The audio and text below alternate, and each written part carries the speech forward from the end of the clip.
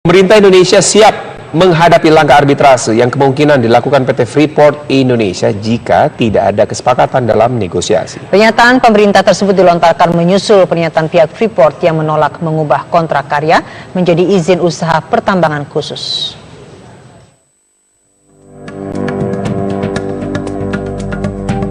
Gagal mendapat berbagai keistimewaan, Freeport mulai menebar ancaman, mulai dari PHK karyawan hingga menggugat pemerintah ke arbitrase internasional. Freeport menolak mengubah kontrak karya menjadi izin usaha pertambangan khusus atau IUPK sebagaimana diatur oleh pemerintah. Pihak Freeport beralasan, IUPK hanya akan memberatkan Freeport dengan terbatasnya perizinan dan ketentuan pajak yang tidak tetap. CEO Freeport McMoran Incorporated Richard C. Atkerson menyatakan Freeport akan tetap menerapkan kontrak karya hingga tahun 2021 sebagaimana perpanjangan kontrak karya di tahun 1991 dan memberi waktu 6 bulan untuk merundingkan hal itu dengan pemerintah. Jika dalam jangka waktu itu tidak ada kesepakatan, Freeport akan menggunakan hak untuk memulai arbitrase internasional dengan menuntut ganti rugi sebesar 500 triliun rupiah. We cannot relinquish the legal rights provided by the contract, which are the basis of long-term stability and protection for our company, and vital to the long-term interest of our employees, communities, and shareholders. Legal and fiscal certainty is necessary for PTFI to make the massive long-term investments of capital necessary to develop our resources in the remote area of our operations in Papua. Ancaman yang dilontarkan pihak Freeport tidak membuat pemerintah goyah. Menteri Energi dan Sumber Daya Mineral Ignatius Jonan menegaskan pemerintah siap jika Freeport menggugat Indonesia di arbitrase internasional. Kan ini sebenarnya mau berbisnis atau berperkara gitu. Ya kan saya tanya dulu. Ya, saya kira Freeport itu kan badan usaha, jadi maunya berbisnis ya. Nah, kalau berbisnis kan ini pasti dirundingkan dan sebagainya. Ya kalau mudah-mudahan mencapai titik temu. Kalau misalnya sampai tidak mencapai titik temu, ya memang hak masing-masing untuk membawa ke badan arbitrase. Gitu. Bukan hanya Freeport loh bisa membawa ke badan arbitrase di perjanjian itu. Pemerintah juga bisa. Ya. Jonan juga meminta Freeport tidak menggunakan ancaman PHK karyawan untuk menekan pemerintah. Dalam hal ini, pemerintah sebenarnya telah menerbitkan izin ekspor terhadap Freeport akhir pekan lalu. Namun Freeport menolak izin ekspor tersebut karena pemerintah belum mau memenuhi persyaratan yang diajukan Freeport. Dari Jakarta, tim TV One mengabarkan.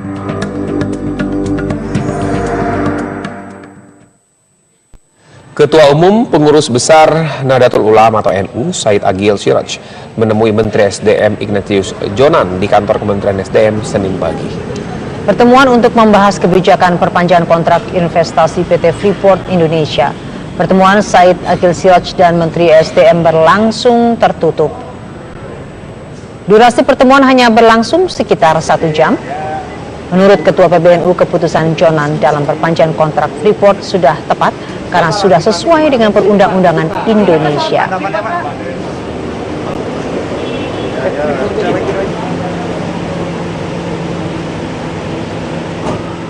Bahwa saya di belakang Pak Menteri Jonan, keputusan Pak Jonan sudah tepat dan kita harus punya sikap yang tegas. Walaupun selama ini kita katakanlah Freeport berjasa dalam membangun Papua dan berjasa internasional, tapi bagaimanapun harus tunduk pada undang-undang, harus ikut undang-undang kita. Gitu. Kalau enggak, kebijakan pemerintah akan lain. Mudah-mudahan Pak Jonan diberi kekuatan menghadapi keributan ini. Atau sarannya apa? Sarannya Pak? Pokoknya harus tunduk pada undang-undang peraturan pemerintah sini. Mereka di Indonesia loh, peraturan harus Indonesia. Polemik pembahasan kontrak Freeport terjadi sejak adanya perubahan aturan dalam peraturan pemerintah mengenai pelaksanaan kegiatan usaha pertambangan mineral dan batu bara. Dan Freeport menolak izin usaha dari kontrak karya menjadi IUPK karena dianggap tidak lagi menguntungkan bagi perusahaan asal Amerika Serikat tersebut. Berikut sekilas data mengenai perjalanan pembahasan kontrak Freeport dengan pemerintah Indonesia. Dimulai tanggal 12 Januari 2017, PP nomor 1 tahun 2017 mengubah aturan PP nomor 23 2010 soal pelaksanaan kegiatan usaha pertambangan mineral dan batu bara.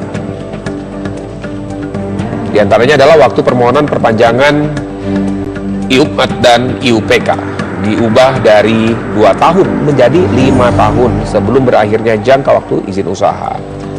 Dan ketentuan tentang divestasi saham hingga 51% secara bertahap.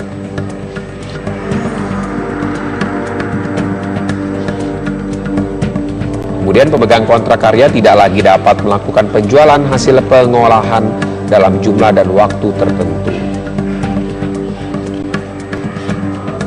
Kemudian berlanjut pembahasan tanggal 26 Januari 2017, Freeport ajukan pergantian izin usaha menjadi IUPK, namun dengan sejumlah syarat.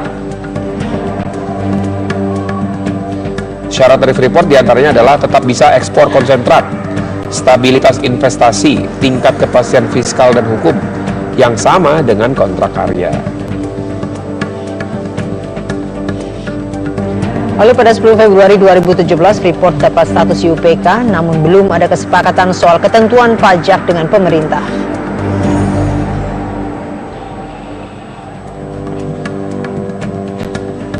Pada 20 Februari 2017, CEO Freeport, McMoran Richard, menolak perubahan izin operasi PT Freeport Indonesia dari kontrak karya menjadi IUPK.